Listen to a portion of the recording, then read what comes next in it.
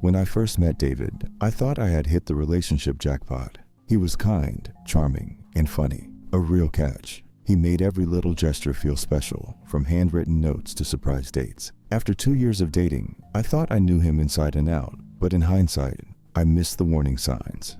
It all started with a gut feeling. You know the one, and nagging suspicion that something isn't right. David had been distant for the past month, avoiding conversations about the future, spending more time with his friends, and his phone was suddenly off limits. I noticed how his face lit up at certain texts, and the late-night work meetings became too frequent to believe. So, I did the one thing I swore I'd never do. I snooped through his phone. The guilt made my stomach churn, but I had to know the truth. It took only a few swipes to find it. A trail of messages with another woman. Her name was Emily. My hands shook as I scrolled. There were months' worth of texts, flirty banter, and even pictures. In one message, he promised her the same weekend trip to Paris that we had planned together. My heart sank. The worst part wasn't just the cheating. It was the way he lied to both of us, stringing us along like marionettes. I couldn't breathe. Everything we had shared felt like a lie. I sat on the bed, numb, staring at the texts. I could have confronted him right away, could have cried and demanded answers, but something inside me whispered, not yet. If you want to hurt him like he hurt you, do this right. That's when I decided to expose him, not just to me, but to everyone he cared about. His perfect little world was about to come crashing down. David was close to his family, almost too close. His parents adored him, his siblings thought he walked on water, and his extended family treated him like the golden child. They were the kind of people who organized family brunches every Sunday and flooded group chats with inside jokes and love-filled messages. I knew the most effective way to destroy David would be to tarnish that perfect image he cultivated with them. I spent 2 days collecting everything I needed. Screenshots of the texts, the photos Emily sent him, and the lovey-dovey promises he made to both of us. I even found voice notes from him telling Emily, "She's getting boring, babe. You're the one I really want." Once I had the evidence organized neatly into folders, I began crafting my message. I didn't want to seem spiteful or hysterical. Instead, I wrote a calm, factual account of what I had discovered. I included screenshots as attachments, with each family member's name in the email's BCC line.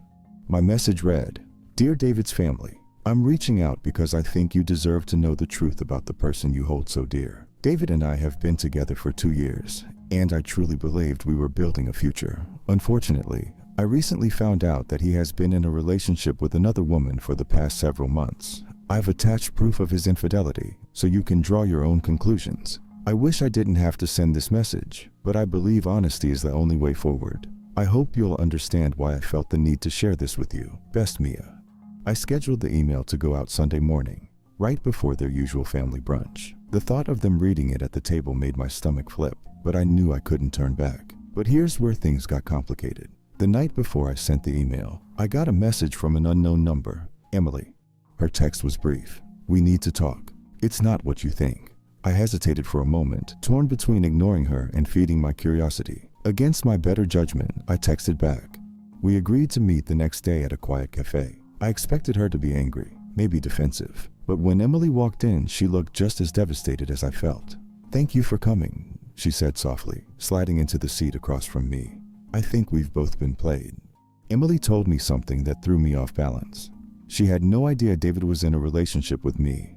From the start, he had lied to her, saying he was single. She believed their relationship was exclusive. In fact, she was even under the impression that David had introduced her to some of his coworkers as his girlfriend. "And it gets worse," she added, her voice breaking. "I just found out that I'm pregnant." The words hit me like a punch to the chest. The rage I had felt before now twisted into something more complicated, a blend of betrayal and pity. David hadn't just hurt me. He had ruined Emily's life too. She was carrying his child, believing she was his one and only. "You deserve to know," Emily said, pulling out her phone. "I think you should see this." She showed me a message thread from David. It was worse than I imagined. He had promised her a future together, talked about moving in, and even suggested baby names. Meanwhile, the weekend before, he had taken me out to look at apartments. The sheer audacity of his double life left me speechless. I realized then that David was more than just a cheater. He was a liar on an unimaginable scale, someone who told everyone exactly what they wanted to hear, playing with people's hearts without a shred of remorse. Emily and I sat in silence for a long moment. Then, without saying a word, we both knew what had to be done. I went home and opened my laptop. The scheduled email to David's family was still sitting in my outbox ready to be sent, but now I had new attachments to add. I included the text Emily had shown me and added a final note at the bottom. P.S. David is going to be a father. Unfortunately, he didn't think to mention this to either of us. I hit send. The fallout was immediate. I didn't hear from David directly. He must have been too busy dealing with the storm at home, but I got updates from mutual friends. His family was furious. His mother, who had always been polite but distant with me, sent a scathing text calling him disgusting and a disgrace. His sister posted a vague but biting message on social media. Imagine throwing away everything for a lie. Hope it was worth it. David's perfect image was shattered, and there was no hiding from the consequences. Emily told me that after his family confronted him, he tried to shift the blame, saying she tricked him into getting pregnant. But no one was buying it. His parents cut him off financially, and his siblings made it clear they wanted nothing to do with him. The last I heard, David had moved in with a friend, struggling to rebuild the life he had so carelessly destroyed.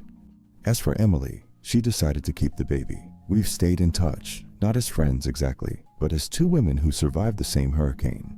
And what about me? I walked away from it all with my head held high. Exposing David wasn't just about revenge. It was about reclaiming my dignity. For too long, I had let him manipulate me, make me doubt my worth. But now, the shame belonged to him. They say revenge is a dish best served cold. I'd argue it's better served with an email. A few months later, I received a message from David. It was short and desperate. I made a mistake. Can we talk? I stared at the screen for a moment, then smiled. I deleted the message without replying. Some mistakes you don't get to fix. Thanks so much for watching. I'd love to hear your thoughts about this story, and share your ideas for future videos. See you in the next video.